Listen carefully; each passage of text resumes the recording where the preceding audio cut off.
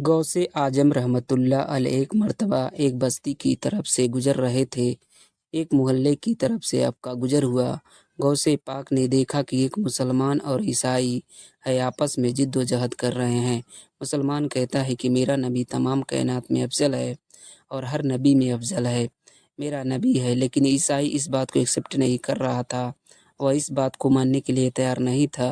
वह कहता था कि नहीं, मेरा नबी ईसा हर नबी से अफजल है। यह जिद्दोजहद उन दोनों में चल रही थी। गौस पाक उस बस्ती से गुजरते हैं। अपने उन गुफ्तगू को अपने कानों में जब मुलाहिजा फरमाया, आप उनके करीब गए।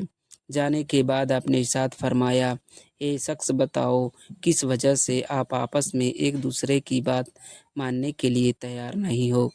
दोनों लोगों ने अपनी अपनी बात को गौस पाक की बरगाह में रखी। मुसलमान कहता है कि मैं इससे बोल रहा हूँ कि मेरा नबी तमाम नबियों से अफजल है, यह मानने के लिए तैयार नहीं है।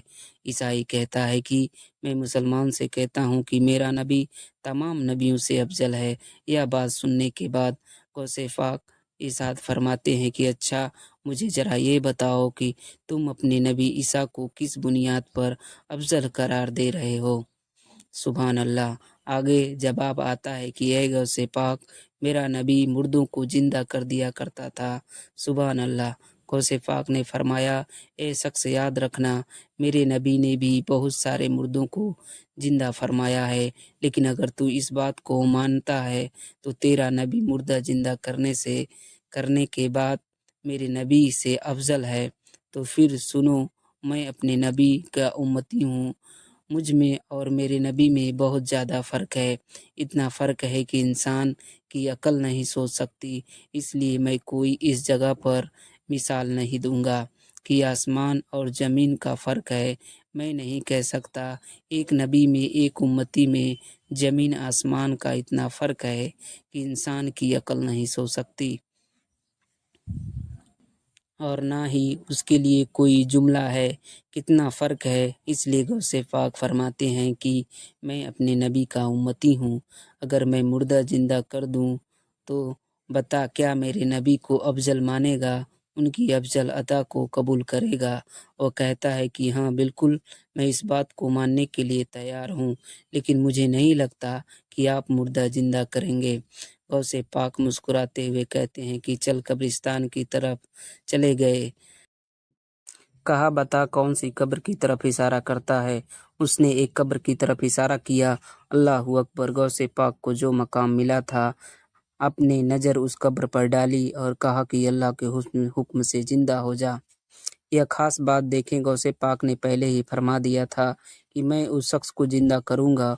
उसकी खास बात यह होगी कि जब वह कब्र से निकलेगा तो जो काम वह करता होगा उसी काम को बताते हुए कब्र से निकलेगा। गौस पाक ने कहा अल्लाह के कर्म से जिंदा हो जा।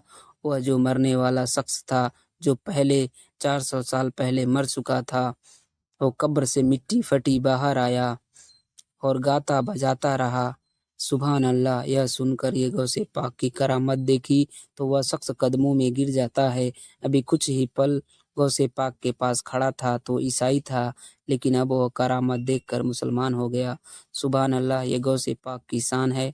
अल्लाह ताला ने गौस पाक को वो मर्तबा अता फरमाया।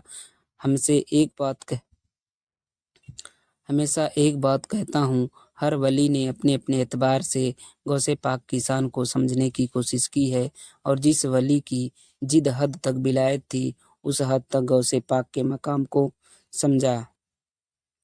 लेकिन एक बात है कि वली भी जिसका मकाम ना समझ पाए, उसे बढ़कर गौस पाक का मकाम है।